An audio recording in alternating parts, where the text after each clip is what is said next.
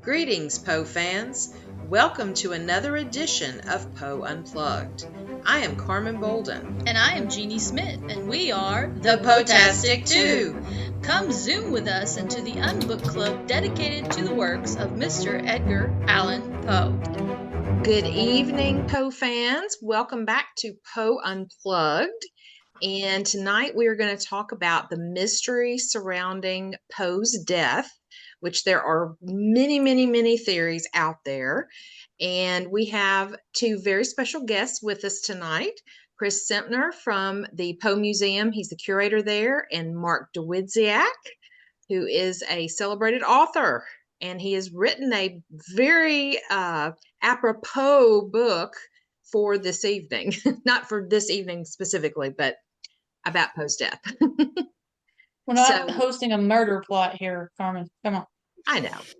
We're talking about the death of Poe. He's already dead. We're not going to kill him again. No, we would at least know how he died. Well, that's the whole point, right? I know what we're talking about, and Mark helped us out with the book that talks about his death. There's many different deaths, I guess. Mm-hmm. Is that correct, Mark? Am I interpreting how you wanted to put it out there for everybody? Yeah, I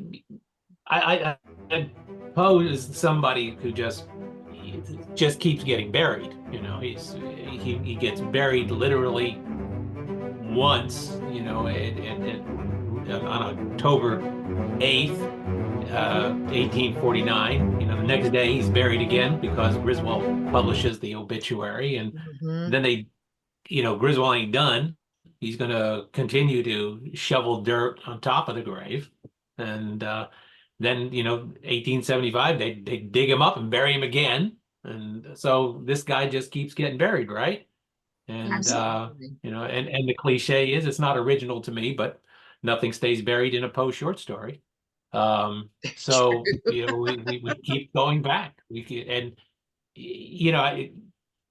I'm trying to remember who said it, which I don't, because so many people like Chris helped me with the book and said so many insightful things, which is why they're quoted in the book.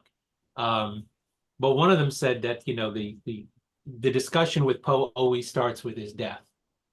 Yeah. That, with anybody, when you discuss somebody's life, you start in the logical place. You start when somebody is born. And yet with Poe, we always seem to reverse it. We start, and rightly so, the mystery of his death is so enticing. And I mean, I think I said the last time, we were on that, this is the greatest literary stage exit of all time. Yes. And, and basically because it really does reflect and embrace his greatest accomplishments as a writer. They're all reflected right there in that death. It's a mystery. It's a horror story. And it defies analytical approach to try to solve it. So it would take a Poe himself to solve the mystery. Oh, would you say it's a mystery of mysteries? I would say that. I think I did say that. Exactly. Well, and also if you take a look at, like you were saying, that most people, when they start talking about Poe, it's all about his death. They start with the death.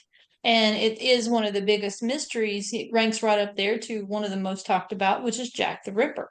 It's a mystery. Nobody really knows about Jack the Ripper. There's all different kinds of theories out there, just like with Poe. There's all different kinds of theories on how he died. Now, the one that I've heard and had heard since I was in school was my teachers would tell the one, because I was taking government classes and stuff, they would talk about the abuse of the voting.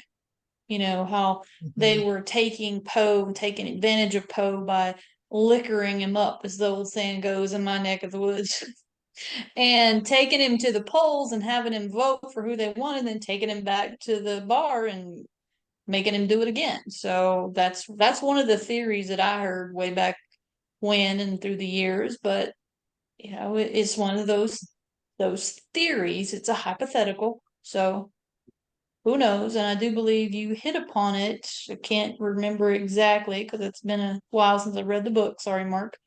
But I think you touch upon it, don't you? Well, you're referring to cooping.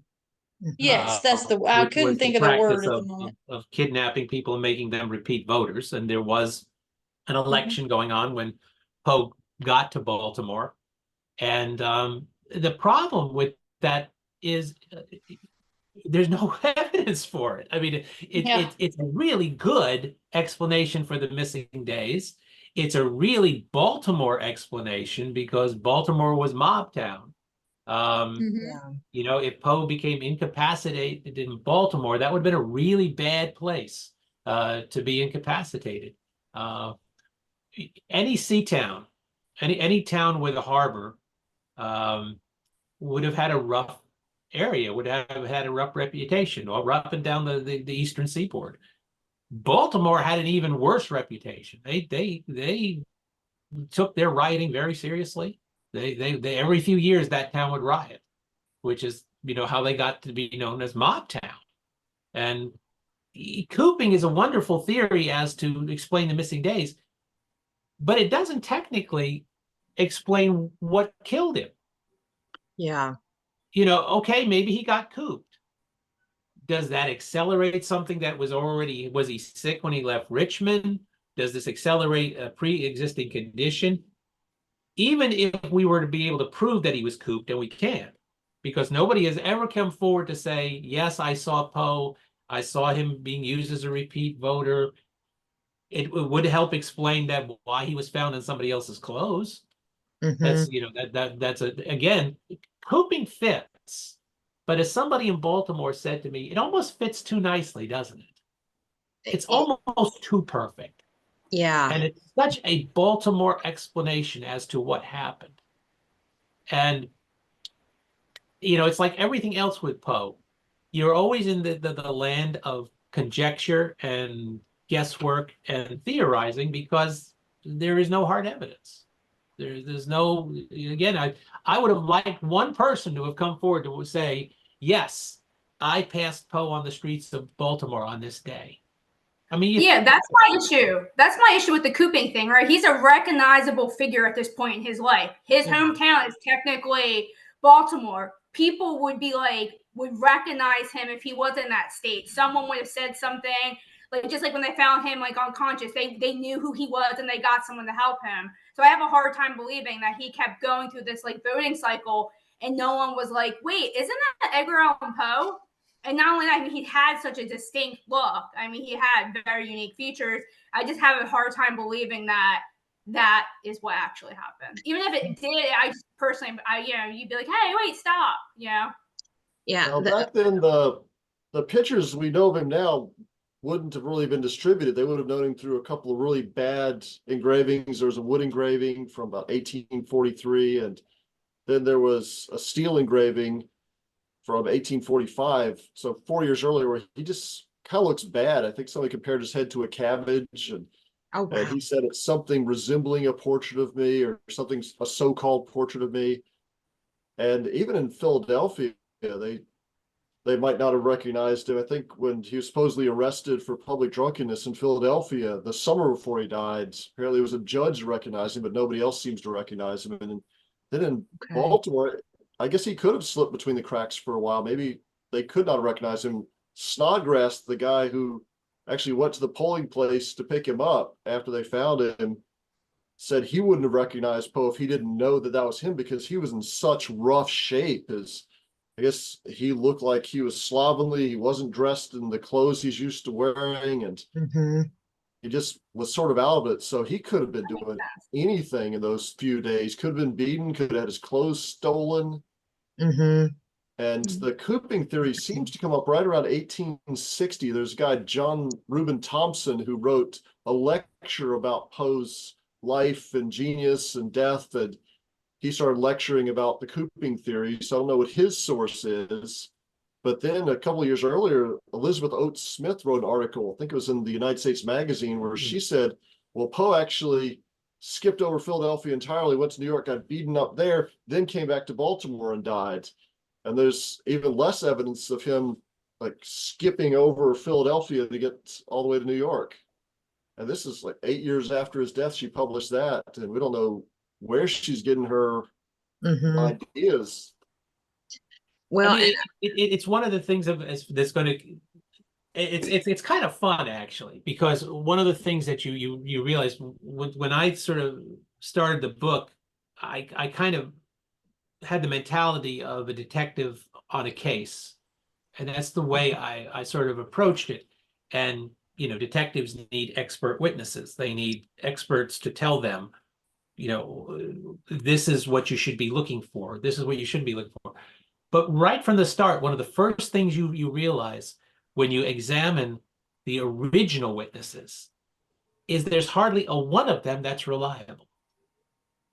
And that's the number one thing you need. You need, especially when he's dying, when the one thing we finally know where Poe is. I mean, you think about this. When he leaves Richmond, and the second his foot hits the plank to get on that boat, he disappears from view. It is like a curtain comes down, and for several days we have nobody. We have nobody come forward. Like, wouldn't you think somebody would come forward at some point in the next few years and say, yes, I saw him at the railing of the steamer, or I passed him on the streets of Baltimore, something. But those days are completely shielded from our view. So finally we know where he is. He's discovered and he's taken to the hospital in Baltimore, and we finally know where he is. And we finally, okay, now we're going to get a reliable witness. No, now we get John Moran, who is the one person at this point who we need to be reliable and trustworthy. And he's none of those things. And he finally leaves behind 3 accounts of Poe's death. And I encourage everybody to read these 3 accounts side by side by side. They have no bearing on it. You would not even believe. He changes the time of death. Oh, wow. He changes Poe's last words. He is the most, and then later on, he has an agenda too, because he wants to be a writer, and he invents all of this conversation that supposedly goes on with Poe. It is the most embarrassing conversation. It's Victorian melodrama at its worst. And Poe would have been embarrassed to have these words attributed to him. Everybody says, you can look up and say, what are Poe's last words? And I think a lot of people have gone with Moran saying that his last words were, God pity my poor soul, or whatever it was. I doubt it. I don't trust that any more than I trust anything else Moran had to say. So, and as I said, imagine what an attorney would do to John Moran on the stand. There would be nothing left of John Moran but shredded underwear when they got through with him. And so this is one of the and it's not just John Moran. It's Snodgrass. Everybody who enters into the picture later on compromise themselves in some way as witnesses. And so this is one of the reasons why I think, this will never be solved. You go back, there's a lot of reasons that you can, but one of the biggest, and any police detective would tell you this, one of the reasons is that the sheer unreliability of the witnesses is just a huge thing to get by. We need somebody we trust. We need one person who's reliable that we can trust. There is nobody. There is nobody there. There's either no witness at all in the case of the missing days, and then we have all the witnesses later on who are just a bundle of contradictions. Yeah, and which you did suddenly get this new article that popped up that had been hidden all these years, or maybe a new letter, you wouldn't believe it, because they published hoaxes back then, hoax books. Poe he perpetrated hoaxes himself. So, and there's the Ripper hoaxes out there. So if somebody said, oh yeah, absolutely, I was with Poe, I remember everything, you'd say, oh, well, they're probably lying too. Unless there's somebody absolutely unimpeachable. But then, even then, we can't really trust Nelson Poe or Henry Herring or any of the relatives.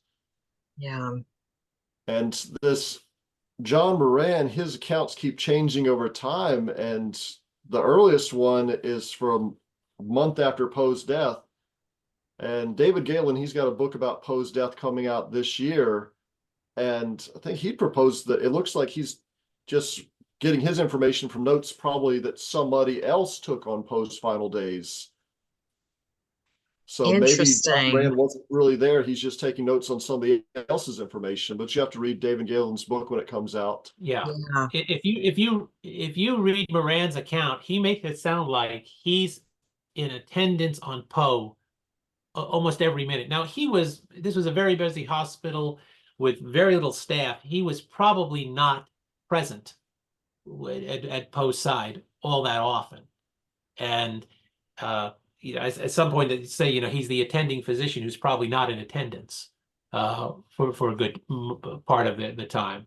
So again, that's one of the things which just absolutely floor you about Moran is right from the start. I think he's aggrandizing, and right from this, because the first account is to Muddy, is in response to, she wants to know about, so he composes this letter. And if you read this letter, some people say, well, it's the first one, it's the most trustworthy. I don't think so. I don't think it is. And one of the things is that enters into the mythology is that Poe shouted the name Reynolds. And we have had, armies of people trying to find out who Reynolds was, but later on that's missing from his other accounts. And then there is a Reynolds, but it's a family that comes. It's, this guy probably set people looking for treasure where treasure was not wherever could be found. When he put this, there is I can't remember who wrote the essay, but there's a really terrific piece. It's on the Poe Baltimore site, but somebody did research and did a fine thing where they basically cast complete doubt on whether Poe was shouted the name Reynolds. Okay. And I think it's interesting that. Oh, sorry. Go ahead. No, go ahead. No, I was just going to bring up, it was interesting that, they say that Poe's last word was Reynolds, and then, you got Citizen Kane, Cousin Rosebud, and then you got Red Rum written for Stephen King. I'm like, what is it with ours? I mean, is there like some kind of, it's like we're just creating our words that people say when they're died. Like, why can't people just say die? Sorry. Like about the Reynolds thing. Oh, yeah. Sorry, Jeannie. I know, Chris, you made a video about this one. John Cusack is the world's worst Edgar Allan Poe in a movie, but I don't know if you guys seen that movie that's in. I think it's called The Raven. But I don't want to give any spoilers in there, but they play on the Reynolds thing in there. And to me, that kind of, I was like, okay, I hated the movie like the whole time, and I was like, oh, okay, that's cool. I don't want to say I thought the movie was kind of crap, but I didn't think that John Cusack was so bad. Oh, he's horrible. That's a whole other episode about how I hate him as Edgar Allan Poe. Hate him. It's horrible. I barely can finish it. But you should see if he'll do one of these sessions. See if you can get John Cusack on the line. Yeah, we should. We'll tell him to his face. It's funny enough, is my mom loves him and swears like he's this great actor. So I grew up thinking like he's this great actor. I was really excited when my husband was like, "Oh, have you seen this?" I'm like, "Oh my gosh, no." All I'm gonna say, is he played himself in that movie, not Edgar Allan Poe. He had a Van Gogh, not a mustache like Poe. Number one. So what was that about? And that's all I'm gonna say. Yeah. Started me off on the wrong foot, but I digress. We're not yet. Well, let's keep in mind that even if John Cusack had been good, he would have been terrible because the script is awful. Yes. One of the reasons the script is because the script basically, I know we're talking about Poe's death here, and I know that's the reason, and I don't want to get too far off that, but yeah, I really didn't set out to write a book about Poe's death. I know that sounds, I fully copped to the fact that the whole idea of examining Poe's death was basically a device. And the device was to really talk about how Poe lived, not how he died. Because right from the start, I was much more interested in how Poe lived. And there's just as much mystery there as there is about his death. And the main reason being because I never bought the image of Poe. Something didn't add up. Because when St. Martin's basically came to me and said, they wanted a book about Poe's death, and I realized they did want one of those Jack the Ripper books. They did want one of those books that purported to solve the case, and I told them it couldn't be done. I basically enumerated the reasons why this was impossible. But I told them, that the book I would write would be I would examine Poe's life using the death as the filter of examining this. So I really didn't set out to write a book about Poe's death, even as fascinated as I am with it, as much as anybody else is. I'm much more interested in the mystery of his life, because the image of Poe, it's impossible for that image to be the guy who wrote those stories and those poems. It doesn't add up. And, one of the things I wanted to do was kind of get behind the grotesque stereotype we have made of Poe and get at the real artist who created all of those stories and poems that we love so much. Now, the problem I had with the Cusack movie, and I don't think that he's entirely to blame for this, is that it plays completely to the stereotype. Yes. That's all it is. It's a stereotype on parade. And it's basically saying, you want the Poe that you think that this is what we're going to give you. It doesn't ring true. Why does it not ring true? Because it isn't true. Because there's not an element of truth to it. So that's one of the reasons I think, the belligerent drunk in the movie, like he's belligerent, he's drunk, he's just right off the bat, and he's just breathing through his mouth and everything, and I'm like, oh, stop. But yeah, sorry. No, I think the main problem with that was just that he wasn't trying to solve the mystery. Like, we know that Poe was trying to solve the murder of Mary Rogers, and he was very systematic about this, and the movie just sort of had him show up just before the murder runs off the other direction. So it's just a bunch of near misses, sort of artificially creating that sense of action, when it's really just he stumbled upon something. Oh, there goes the killer. Oh, there he goes again. Missed him again.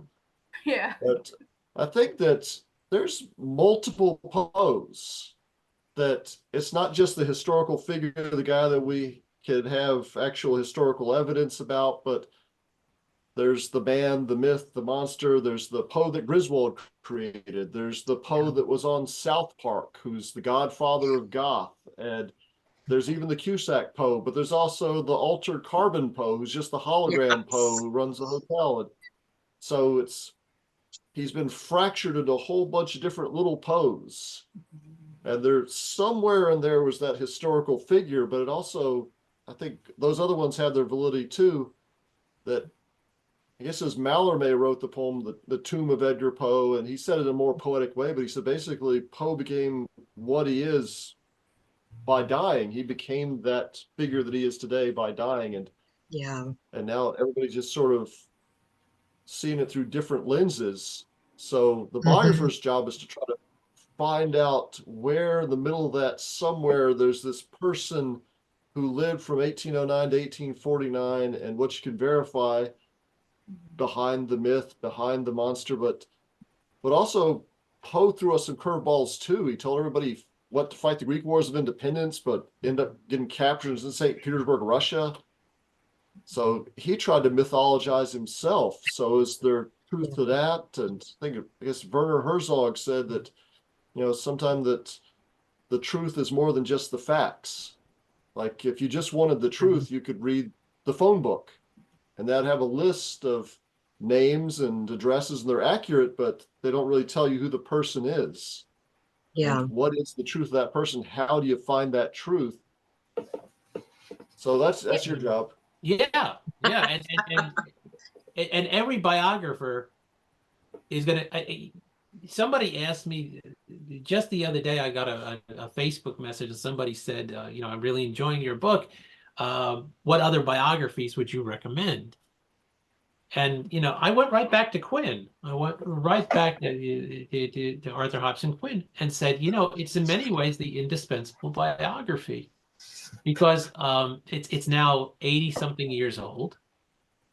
But Quinn's the first one that kind of formalizes Poe research, really brings standards to it, and really starts to try to untangle the complex mountain of misinformation that had been built up around Poe, starting with Griswold and working its way through. And Quinn's not the easiest read anymore. Quinn wrote in a very academic 1930s style, and it's not an easy, popular read, but it is still an amazing book for all of that. In many ways, everybody who has contributed, and that's a big army of people who have contributed to Poe research and scholarship, have been carrying on the work of Quinn. I really think he's the godfather of all of this. And, thank goodness, because, that book, and then, you get these really huge contributions like the prologue. When the prologue was published, it's hard to remember what a big event that was. And what an impressive event it was. It's still impressive, all these years later. That's still an impressive piece of work. And everybody's got a little piece of the picture. I'm a great fan of other biographies of Poe. Some are terrific because they're really well written, like the Julian Simmons biography. Some are incredibly insightful. Some are monumental pieces of work, like the Silverman. Everybody brings something into this, which but everybody comes at it differently. And I cop right to how I came at it. My book is a working writer's view of a working writer, plain and simple.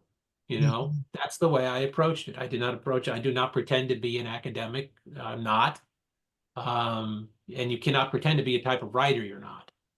So, my view of this was, as a working writer, I wanted to answer my questions of how does, the working writer, what is that process like? What is that, and I think we talked about it the last time.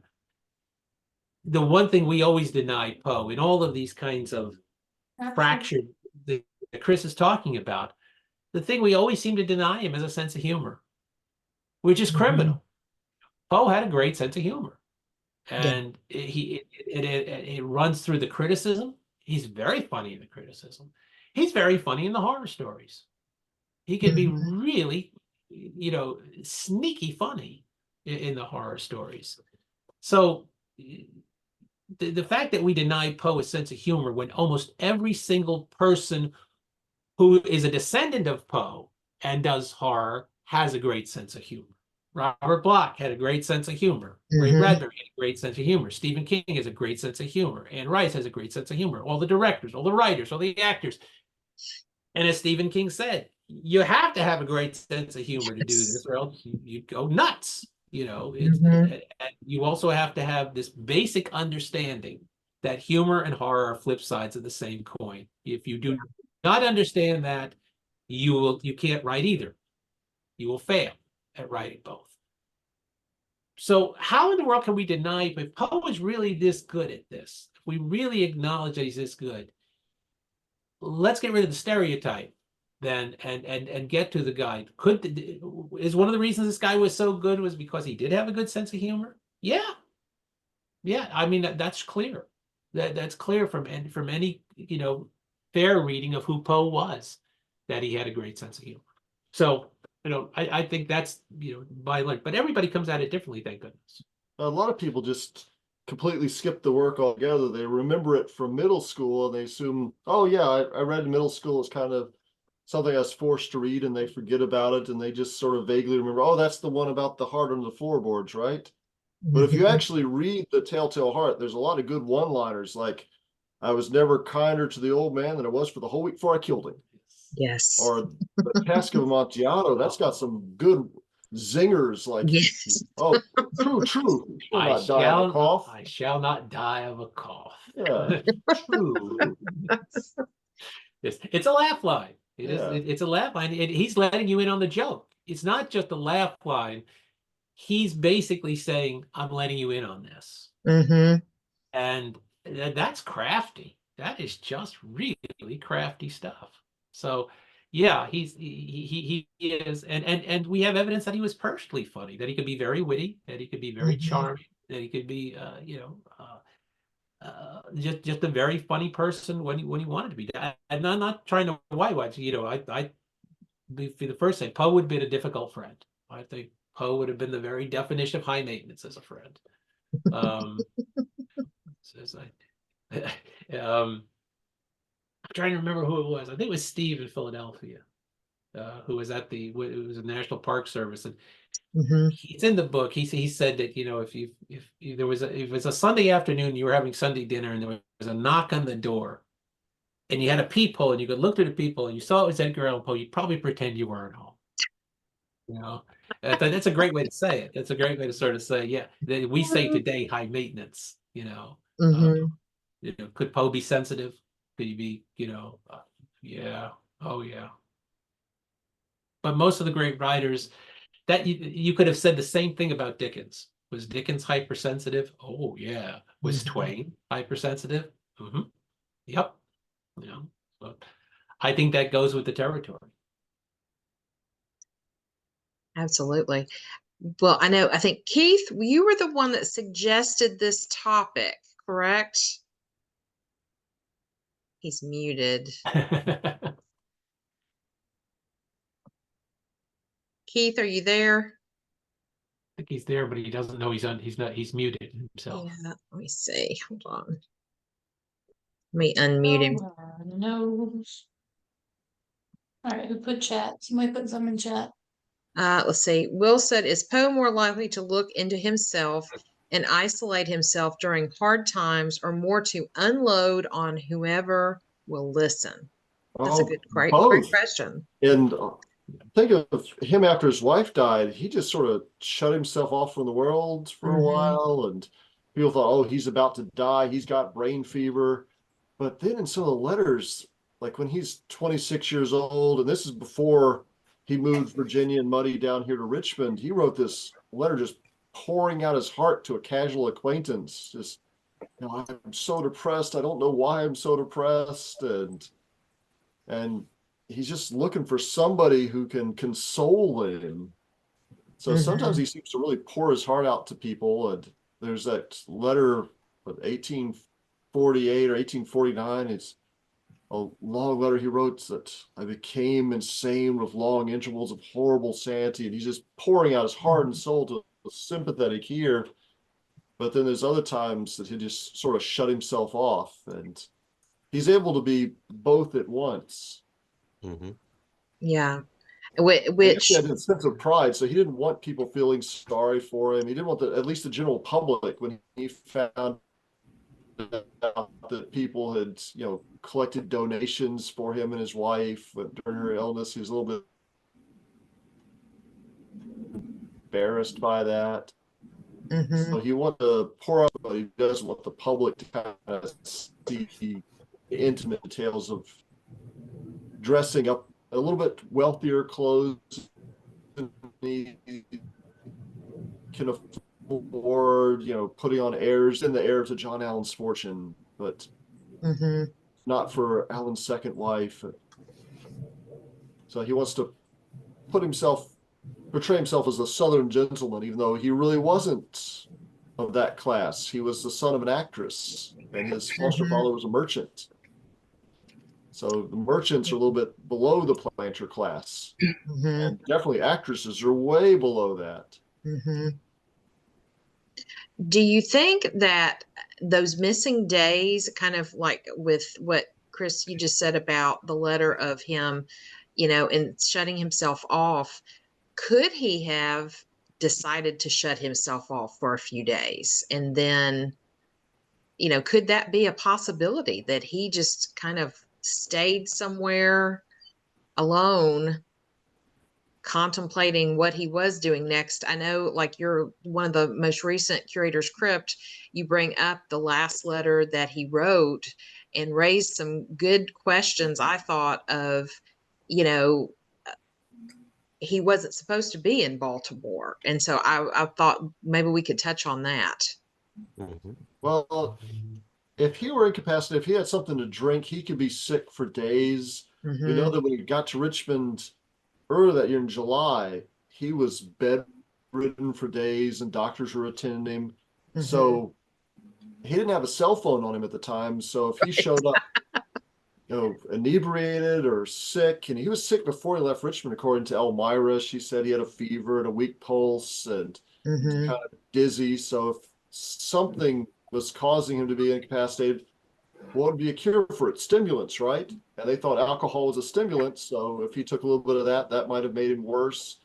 So he might have just been bedridden somewhere, or he was cooped, or he was mugged, or something that just didn't allow him to reach out to the world. And it looks like when he did reach out, it was when this Joseph Walker just happened to come upon him and asked, do you know anybody can help you? And it's interesting. He didn't say, oh yeah, my Uncle Henry Herring lives here, or my cousin Nelson lives here, or some other relative. He said, that Joseph Snodgrass, that magazine editor Snodgrass, he can help me. So yeah, I like with that, like, because Mark talks about that in his book, where he kind of like just kind of talks to him about some crazy like things that he wasn't like having a brain fever, like images that he was like seeing. That's why I like the brain tumor for several different reasons. And I know we can't prove when they picked up this school and they said they thought they heard something in there, because tumors do calcify upon death. So I like that. Of course, we can't tell if it was a pebble or anything else. But this is kind of like a weird kind of connection that a lot of really brilliant writers and other people actually die of brain tumors. Like Mary Shelley, for instance, in his own, amongst his own like time period, she died of a brain tumor. Like Thomas Wolfe died of a brain tumor. And if you just do like if you just do like a quick Google search, like a lot of like really brilliant, extremely brilliant people actually died of a brain tumor. And don't quote me on this, because this is a long time ago. I remember in physics class, they were talking about Albert Einstein when he died. He didn't have a brain tumor, but he did have like some weird little piece of like metal stuck in his brain from like an accident that may have made him smarter. So, I mean, it's just kind of, I just kind of think it's kind of like a weird kind of artsy approach to the whole thing, but I kind of like brain humor for me. Yeah, it's a possibility, especially considering the weird behavior exhibited in Philadelphia earlier that summer. There was something going on with him. Of course, the account we have of his weird behavior comes, this was the 1890s that John Sartain actually wrote it down. So good, at least almost 50 years later, he's writing down what Poe was saying and doing in Philadelphia. So it's inevitable that there's some changes made. And then that John Thompson I mentioned, less than a decade after Poe's death, he wrote down some strange vision that Poe had while he was in Philadelphia. So something went on there, and whether it's a brain tumor or something else, it's another one of those mysteries. That's the good thing about this, is that it is a mystery of mysteries, because we can't prove anything. We can sort of narrow some things down with the testing of the hair. They were able to rule out some things. They said, well, it doesn't look like Poe had elevated lead levels that would result in his death, or elevated mercury levels that would have killed him. His wife had way higher lead, mercury in her system than Poe did. And they were also trying to test maybe it was carbon monoxide buildup in his system over time by testing his hair, and that didn't really turn up. So we're able to rule out a few things, like maybe the rabies theory, but when it comes down to it, it's just a mystery. And maybe that mystery is what makes Poe who he is, that if he really begins life with his death, and his death is a mystery, that's apropos. Yes. And if I said this last time, forgive me, I'll probably say it again next time. But we would lose much more than we would gain by solving Poe's death. Yeah. There is a romantic element to this being, that the father of the modern detective story, that the father of the modern horror story leaves us with this unsolvable case. I think that if you were to say flat out, do you want it solved? I'd probably say no.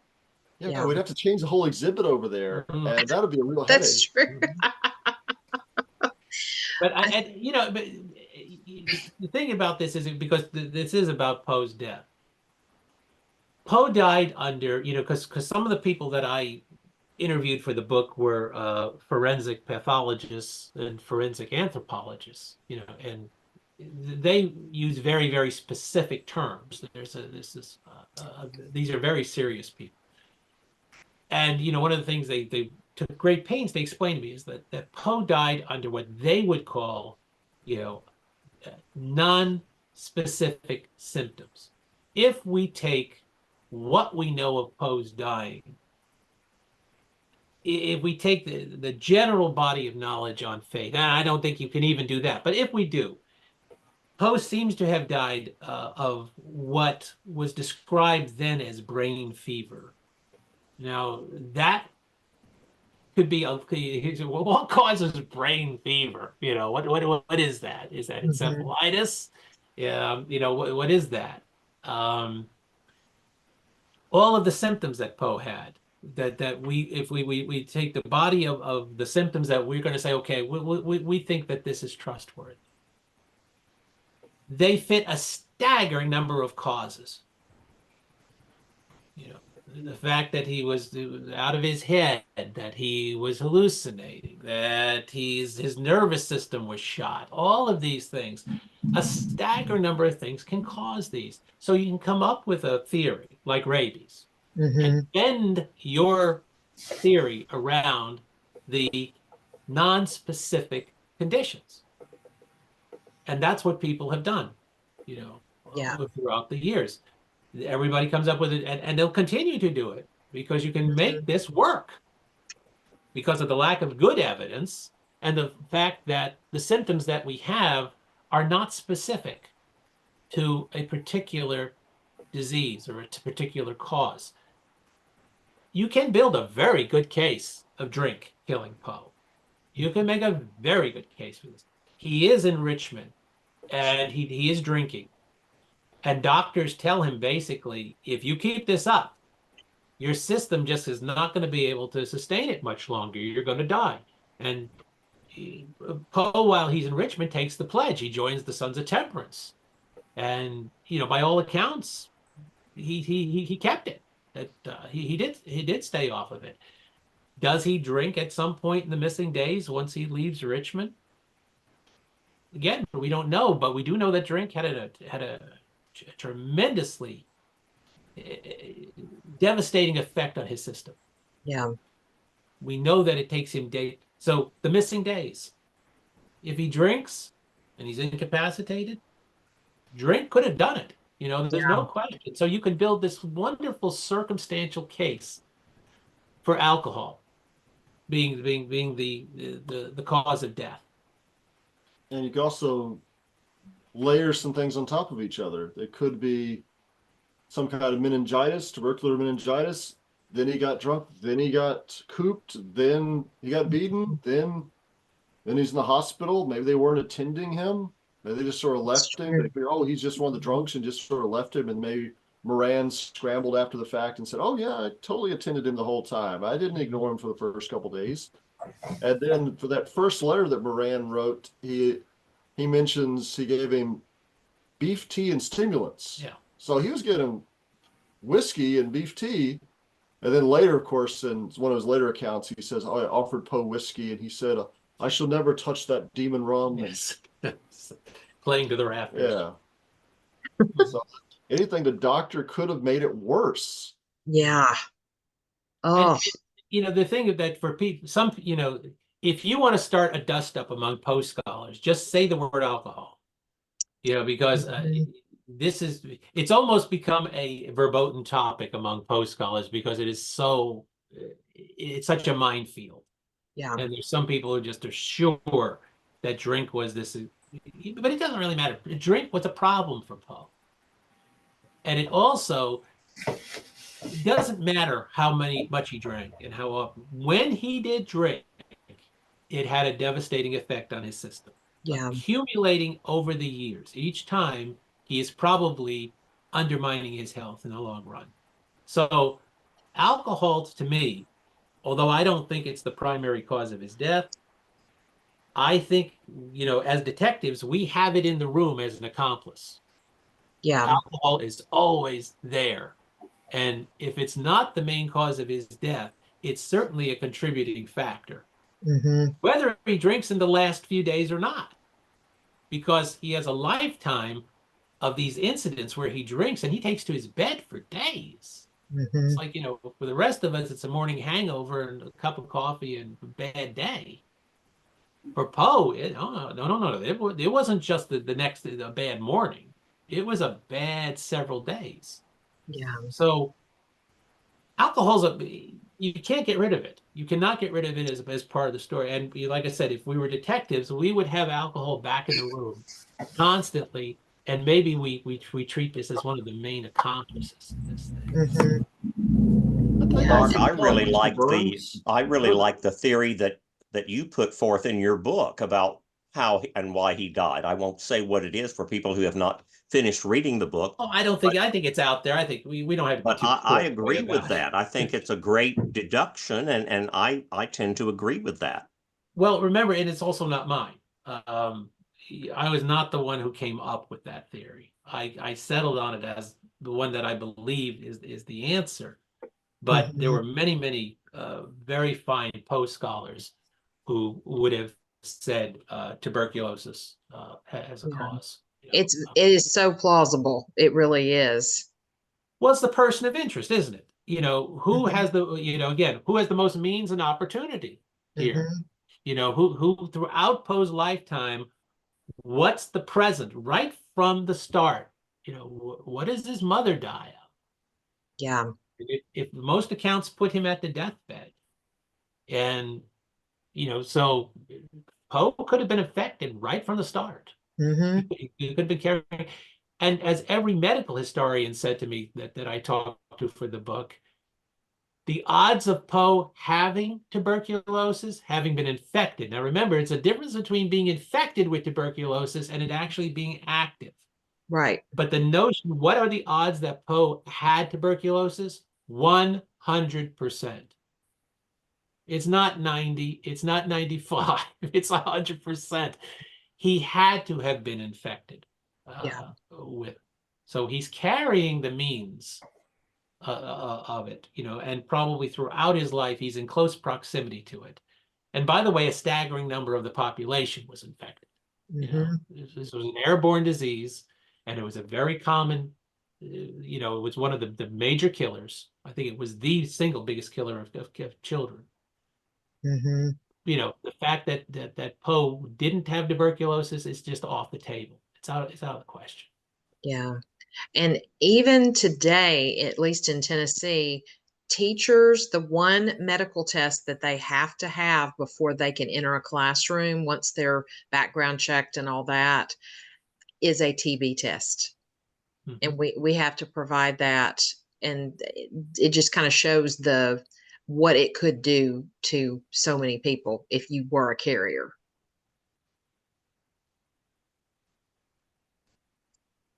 Absolutely. But again, one of the reasons I was pushed to was the experts, because it wasn't my deduction. It was the fact that so many people said to me, boy, I sure like this as a cause. I really think this is it. And, when you have one of the leading forensic pathologists in the country say that to you and say, look, I can't prove it. But if you were to say, what do you think he died of? This is it. That's awfully convincing. And I think, Keith, you were the one that suggested this topic tonight, correct? I did. I think you did. Okay, well, if I did, I forgot I did. That's okay. That's okay. And so I wanted. Yes, and so I wanted to see what your theory was, since you suggested it. My theory goes along with Holly about the brain tumor. I mean, that's the conclusion that I personally came to, because I've read everything from carbon monoxide poisoning to rabies to metal poisoning to cooping to the woman he was engaged to marry, her brother's killing him, to a bunch of stuff. I do agree that that doctor changed his story every chance he was interviewed, because every article I pulled or looked at, and I went through magazines like the Smithsonian and other places. I just didn't stick to Wikipedia. I went all over the place just to try to find things out. And of course, what Reynolds was one thing he said on his deathbed, and then there was another big long speech that he supposedly said about, oh, where is it? I wrote it down, but I'm having a hard time reading my writing because I was in a hurry. It was wait a minute, I had it right here. Oh, okay. I have a notebook full of this stuff. Oh, Poe supposedly said quite poetically, "The arched heavens encompass me, and God has his degree legibly written upon the frontlets of every created human being and demon incarnate. Their goal will be something of blank despair." Now, I'd probably have missed a couple of words there because I cannot read my own shorthand. But it popped out at me in something that I pulled up on in the internet. It was from something about the credibility of Dr. Moran, and it caught my eye. It was in a Wikipedia just toward the end of it. I'm like, oh, this is new, because I knew about the Reynolds thing, but I'm like, well, I don't recall ever being told this or ever hearing about this. But the more I read, and I'm reading, I've got two books going. I've got Holly's book, which I'm enjoying greatly, Holly, and I've got his book. One's in the living room and one's in the bedroom. So I've got two books going. but I really kind of fall toward the brain tumor thing, because they do, I forgot the word I was going to say. Well, in actuality, if you look at it, we went to a presentation by Dr. Hal Poe, who's a professor at Union University and also a descendant of Edgar Allan Poe. And he presented the three things, and he actually said that all three could have actually happened. Like, he could have had a brain tumor, which would explain some of his mental breakdowns or whatever you want to call them. Tuberculosis could also be why he was gaunt or losing weight, and those kinds of things. And alcohol, he could have just been allergic to the alcohol, the wheat or the barley or whatever they had in there. That he could have been, was it gluten intolerant? I don't know. But the thing about it is, and this is the one thing I love about it, it caters to the major conspiracy that is ingrained in all humanity, in my opinion. It is the ultimate conspiracy theory. It's like, it was right before, it was the ultimate conspiracy theory even before JFK. And it's actually, in my opinion, outgrown JFK. Because at least with JFK, everybody is like settled on something that they're like, yeah, somebody did it. We know who did it. We don't care, move on. But it's like with Poe, it's like everybody wants to know, but they don't want to know. I mean, because if you break that seal and you prove, air quotes here, you prove something, then it loses its romanticism. It loses its ability to draw people in. And so, because we are conspiracy theorists at heart, everybody has something, whether it's Sasquatch, whether it's the Yeti, or the same thing, but different parts of the world. But, there's always something. And Edgar Allan Poe, hey, there's still, maybe could be, he's not really dead. Who knows? That's what my husband thinks. He didn't want to come on here, but he was like, it's like the Elvis thing. He faked his death. He's like, I'm convinced that he's actually walking around. I'm like, okay. He's a time traveler, Yeah, something. He's still, yeah. And for me, that would be nice. The darkness, the conspiracy, everything that surrounds his death just adds to his writings, in my opinion. It draws you in to think, oh, what was going on when he wrote this? Was he, what was going on in his brain? What was happening in his life? why this, why that. So I think it just connects so much better with the conspiracy theory along with his writings to make it more mysterious and make it more Poe-esque. Yeah, he was building. Oh, sorry, Jeanie. I was just saying, like you're saying, like he was building his brand before there was like building your brand. Like, right? It's like right on path with him how he died. Like, he actually, like, I'm sure he'd be pretty mad he died, but he'd probably be pretty happy about the little conspiracy after the fact, and that he's still being talked about because of it. He'd be like, yes, did it. Yeah, somebody. I'm kind of curious. Has anyone actually done seance to try to, connect with Poe? I know somebody has to have somewhere down the line. Helen Whitman did, right? Yeah. Exactly. Oh, yes. And I think Jeffrey Abigail did when he owned the Hiram Haynes house down in Petersburg. He used to have seances upstairs, the honeymoon suite. Yeah. I just think that would be cute to have, a video effect of something like, or have a movie with that, not John Cusack, but a movie based around doing a seance and you're talking to Poe. It's kind of like Bill and Ted's Excellent Adventure meets seance from Poe. Okay. Well, I love Bill and Ted. I don't know how that would work. Poe published several poems after he died. There's different mediums claim that he gave them poems. Like Lizzie Doden was one of them, published a few different poems that she said Poe gave her. So he kept writing. Death didn't slow him down at all. No. He's still regular, at least 3 different bars. He's at the General Wayne Inn. He's at the horse she came in on, and he's also at another one, I think in Delaware. He still shows up, and the horse he came in on, they say that they save a stool for him in case he feels like drinking that night, even though apparently he never actually visited that building. At least he's haunting it now. And even he can drink out go in. Apparently Poe's mother's ghost is haunting there, even though there wasn't actually anything there when she was alive. So why not have Poe pop in too while you're at it? That's right. I mean, but it is a point, is that Poe, as much as we're talking about his death and all of this, the real laugh that Poe gets here on everybody is that he is the most alive writer in the world. Yes. The most amazing thing about Poe is this is again why, and I'll talk about this tomorrow night, but the reason I reversed the subtitle and made it The Death and Life of Edgar Allan Poe is because this guy's got the best afterlife of any writer ever. I mean, it's just that I am never cease to be stunned when I do, and I can't lost count of how many talks I've done on Poe over the last year, of all kinds to all kinds of people, and everybody's got a connection to Poe. Everybody. You don't have to explain the Telltale Heart to them. You don't have to explain the Raven to them. Just try that with Melville.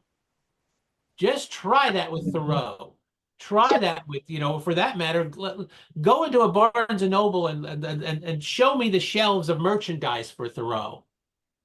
Show me, show me the people walking around in T-shirts and have, Poe is such an alive presence with so much street cred. Yes. Author is, we say, what would Poe think? Well, I think the number one thing Poe would think is he would be delighted that he is still remembered.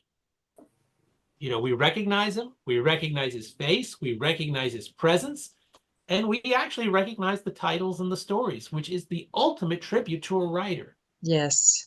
That you can actually remember. I can't tell you, after a talk, there's at least one person, could be of any age, could be a teenager, could be a senior citizen, and they come up to me and they say, when I was in school, I had to memorize the first 4 stanzas of The Raven, and then they do it. Yes. And I let them. I've never stopped anybody from doing it because I think, who can do that? Who can do that with Walt Whitman? Who can do that with Emily Dickinson? We can do it with Poe. And, and they know the story. Okay, yes, it's a small group of stories and a small group of poems, but my Lord, it's not just here in this country, it's around the world. And as I would like to say, that the 2 most recognized American writers are Edgar Allan Poe and Mark Twain. But I really think we read Poe more than we read Twain now. I think so too. I think Poe is better, and I think that's true around the world. It's certainly true in there in this country. I think Poe is now better read, much better. Mm-hmm. And I'm sorry to say, but I think society has caused that with Mark Twain, because, and I'm kind of surprised they haven't tried it with Edgar Allan Poe yet, because of the, the time period that, things going on, and all that kind of stuff. At the same time, I'm like, why? This was that time period. You cannot view things in your own mind in today with what was going back then.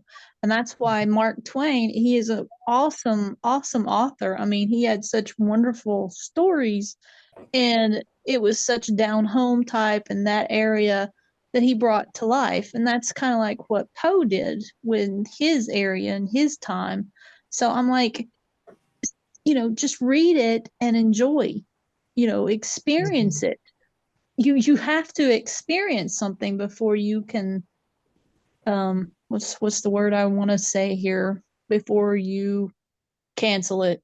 I'm just going to say it. Okay. Well, I was going to say judge it, because I tell my students all the time, regardless of whatever we're reading from whatever time period, keep with what we're reading. You got to look at the context of when it was written, and don't assume things, because things then are not the same things now. And we have lots of conversations about that, and my students seem to really appreciate that, and they understand the work better and can look at it, things from a different lens. We talked a lot about this when we did To Kill a Mockingbird, and they loved it. They loved the work, and just again, that context is so important to understand. Yeah, and getting people to understand that and appreciate it is getting more difficult. And that's why I'm so happy that Poe is actually surviving and thriving, no matter what, whether he's still alive.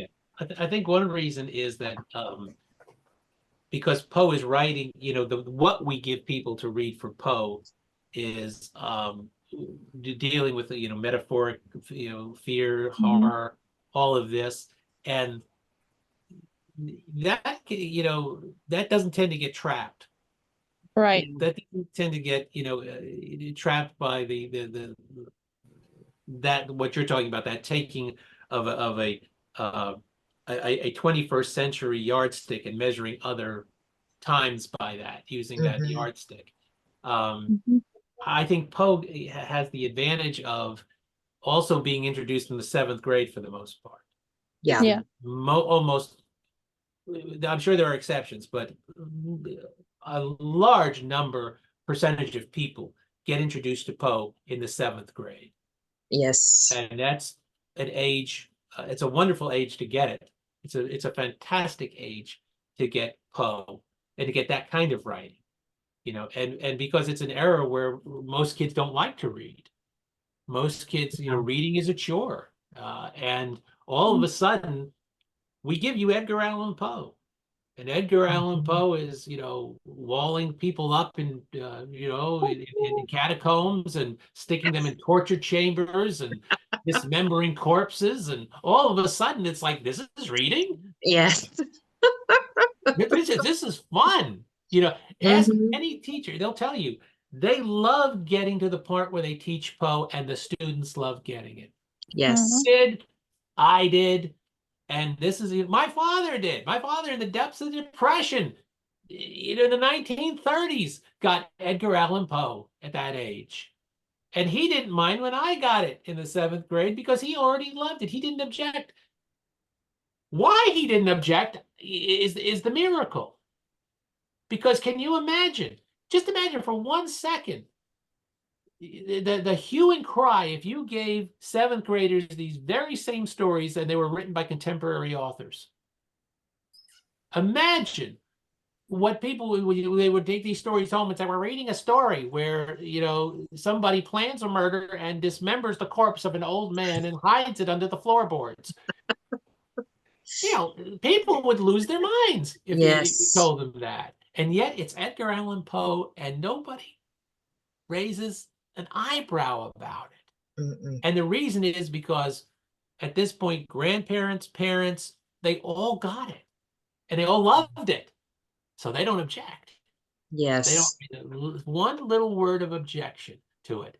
And, my daughter got Poe in the 7th grade. Everybody just keeps getting reintroduced. I think I said this the last time too, but the public school system with the pop culture have been the 1-2 punch that kept Poe going. Yeah. To a degree that no other writer has kept going. Is the fact that you can do an Edgar Allan Poe story on SpongeBob SquarePants. Yes. And people will get it, will understand it, or that he can be a character on The Simpsons and South Park, and people will understand it. Who can you do that with? How can you possibly do that with anybody else? So I think that's why I say that he has the most amazing afterlife of anybody. Death doesn't mean anything. Death can't contain him. He's going to explode out of the grave. And it seems to be Poe's character too. There's something when we come up with all these different Poes, we feel like we know him. And Kafka said it felt like he was a brother, and Baudelaire acted like, oh, this is his American brother. I was about to write something. It looks like Poe already wrote it. And then we were just out in the Poe shrine. I showed him all the kisses on Poe's bust, and those aren't even half of them because I wiped the kisses off on Mondays, and more people come kiss him, even though it's entirely unsanitary. And then we were looking at some of the little poems that people left. There's little Valentine, the heart, and people are still writing poems. They feel like they know him. They feel like he's that outsider. Whenever somebody feels like they don't quite fit in, like they don't quite belong, like nobody really understands them, they say, that's Poe. That's how he felt. And I guess we relate to this image that's been created of Poe. And some of his letters he did write about how, oh yeah, men have cast me aside and only a few sympathetic women have been guardian angels to me. So Poe did help bolster that a little bit, that idea of being the misunderstood artist or the poet maudit, the mad poet who lives on the fringes of society. But a lot of times he was right in the middle of society. He was going to Anne Lynch's parties every week and people reading his works. That's the third cat I've seen today. And so he could be a little bit of everything. He could be a lot of different people's brothers, or he could be their hero. We had an employee here who, when she was in middle school, she and her friends made little Edgar Poe trading cards, and they had little Poe cards they traded. And so he's part of the family. And I remember, I guess it was Vincent Price's daughter, she came to the museum, and her father made all these Poe movies, and she told us, oh yeah, I thought of Poe like an uncle.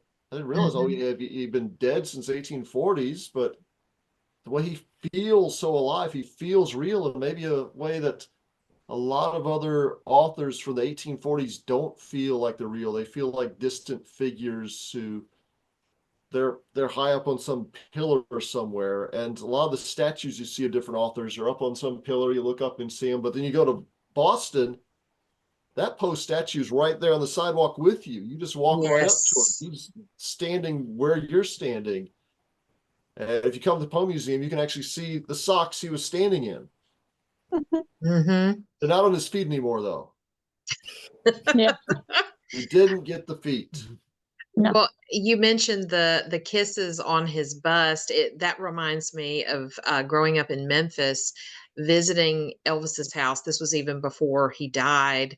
My mother loved Elvis, and so we would drive over to his house, and the big thing was signing your name on the wall outside of Graceland and hoping you'd get a glimpse of him.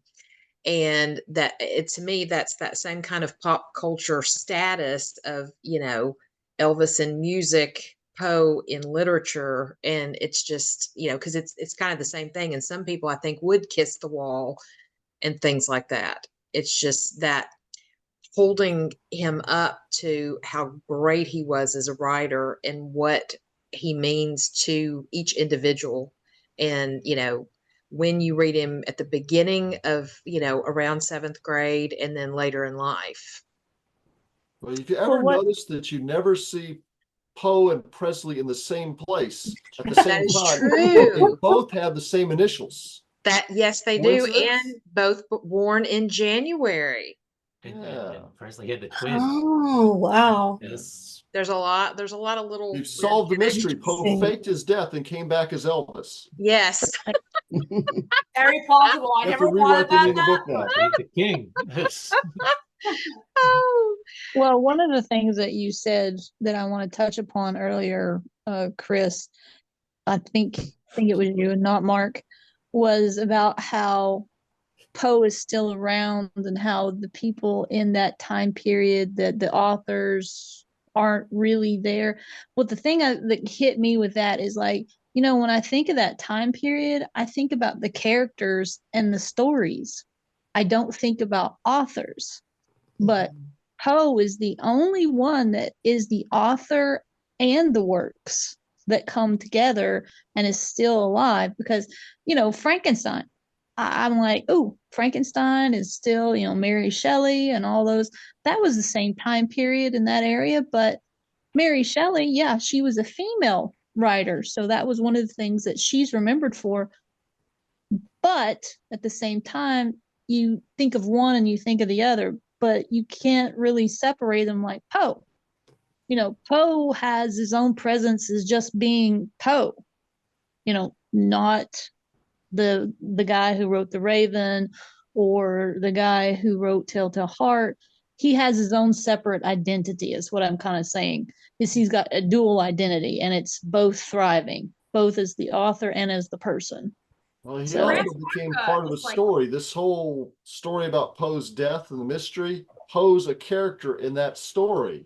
Yep. So it's like real life is another story. Is like Byron. When you read Byron, oh yeah, that is the guy who went to Venice. He's the guy who did all these crazy things. That's Byron's part of the story. Poe's part of the Poe's story, but Poe's story just happens to be a mystery with a tragic death. And Yep. And we all love a good mystery. Absolutely. Will added, I have never heard Poe's voice, but whenever I read his stories, I always have the same inner voice narrating that it's almost like he's reading to me. Yeah, I agree with that. Same for me. And I think of a really cool Southern Virginia accent is actually what I picture in my head. Several people, Chris was one, but several people had said to me that the point that to really get Poe, you have to read it out loud. Yes. You have to read it out loud, and some of it doesn't even time out right unless you account for the very specific Southern accent or Virginia accent. And that's true. I mean, Poe does come alive for each of us because of that voice. Yeah. We all hear different voices, but that's very true. Is that what is the voice of certain writers, and voice is key. But sometimes people read Poe now and they say, "Oh, it sounds old. It sounds very, very, archaic. The language sounds." And the truth is, Poe is very modern. And not only is he very modern, he's so modern, it took a long time for us to catch up to him. Poe was a loner in a lot of ways, but maybe the principal way that he was a loner was he was a genius. And he understood that he was that good. Can you imagine how that must have isolated him? Just in every day walking around, knowing how good you were, and knowing that all these people who were being, rewarded with all of the riches that you think you should have and have been denied to you. And he knew it. Yeah, he wrote an essay about it. Yeah, I mean, and he, this is the guy who is in some way isolated by his own genius. And what he wrote, because you have to understand that, you know, in the 19th century, one of the reasons Poe was not appreciated, not only in his lifetime, but for several decades after, is everybody thought that at that time that literature should uplift. There should be something in literature which was morally uplifting. Now, you know, Poe didn't always believe in morals to stories.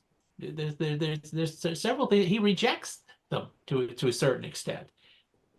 So when Poe dies, you not only at the time have, you know, what were called the poets of the hearth, being the beloved poets like Longfellow, who were read because they were uplifting and they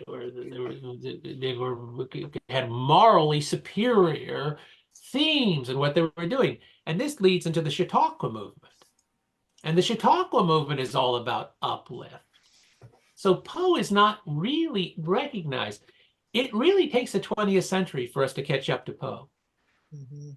When we hit the 20th century and you get the horrors of the First World War and the Spanish influenza and the Depression and the Second World War and the Holocaust and the atomic bomb, all of a sudden, Poe becomes a very modern writer during this period, and we catch up to him and realize Poe's telling us something about human nature. Poe is way ahead of these guys. And by that time, who's reading Longfellow? By that time, who's reading all those people? This is where I say Poe, you know, has the last laugh, because he is going to outlast, outshine, and outlive all those people who are supposed to outlast him, who are supposed to be the better writers. Well, guess what happened? He flipped the switch. Yep. Well, does anybody have any other theories or any other comments, thoughts? Well, it'll come as no surprise that I do. Go ahead. I wanted to go back to something that Holly said. You know, the whole brain tumor theory was popularized by Matthew Pearl when he wrote the book, The Poe Shadow, which is a fabulous book. It was a good book then. It's a good book now. It's really well done. And Matthew was one of the people I interviewed for the book. And Matthew said at the time that he said, yeah, you know, I came up with the whole brain tumor thing. I think it's good. I think, you know, if you ask me, I would say it. But he said, would I insist on it? No. And he said, you know, at that point, I really don't have a dog in the fight. And I'm not going to say that that's what it is, insist on it. And that's exactly the way, you know, I kind of view this, that if you look at this and you think it's a brain tumor, I'm not going to sit here and go, no. As a, you know, if you think, even if you think it's rabies, and I think rabies is a very far-fetched idea now. I think it's one of the ones that almost can be taken off the table. But if you do think it is, I'm not going to argue with you. I'm not going to say, you know, because again, at the end of the day, I can't prove what I think it is either. So that's what makes this discussion endlessly fun, endlessly fascinating, and thank goodness. Thank goodness we don't have the means and opportunity to actually solve this. Oh, one more thing about that. You know, we were talking about why was he in someone else's clothing, and the cooping makes the most sense. But like, you know how he was really paranoid, and he thought like, you know, that the brothers of his fiance were chasing him and everything. So he shaved his mustache before that. I mean, he could have just changed his clothes to be incognito, you know, again, like a paranoia kind of thing. So it's just, you know, just popped in my head. But, yeah, the John Evangelist Walsh book, Midnight Dreary, which, you know, which I think is a wonderful book until you get to his solution. You know, it actually is a really well-written book. And I thought it's very well researched. I don't think he believed his own theory myself. You know, that's just my guesswork. I think he came up with something, you know, under a lot of pressure, which was pretty spectacular. And so he came up with the whole murder theory. There's not one shred of evidence that Elmira's brothers went after him. There's not. It's whole cloth. It's can you rule it out completely? Can you prove it didn't happen? Can you prove a negative? No. So like I said, I even that I would not take off the table. I'd say unlikely. But once again, I'm not here to basically say it has to be this. I knew from the start I couldn't do that. Yeah, someone suggested to me, and I've never heard this before. I don't remember who it was, that with the whole cooping theory and being in someone else's clothing, he would have had a hat, and that there's the possibility of some kind of spider that was in the hat and bit him, and that's what happened. And I was like, that's an interesting theory. I'd never heard of that one before, but wanted to throw that out there with just, and again, I don't remember who told me that, but I was like, We'll put that up on the board too. okay. Yeah. You had to bring spiders into this. Also, Yeah. Ryan Reynolds killed him. That's why he was screaming out Reynolds. There you go. Yes. It was Deadpool. It's Daredevil. Oh, maybe it was Reynolds Clothing Store. There you go. Oh my goodness. Yeah. It was the bandit, Burnt Reynolds. He did it. Oh, there you go. Michelle's this mustache. Well, and then of course, my brain has always gone to, could if he really did say Reynolds, was that some type of cryptogram that you have to decipher, because he was so good at that? But it's like, if he was in that state of delirium or fever, would he have been able to even do something like that? And so but I always think about those little things. I like Will's suggestion. It was Frank Reynolds from It's Always Sunny in Philadelphia. Oh. Danny DeVito did it. Oh my gosh, that's funny. That is too funny. I like that. It's a link to New Jersey because Danny DeVito is from New Jersey. So awesome. Oh, okay. Oh. Well, I think we have.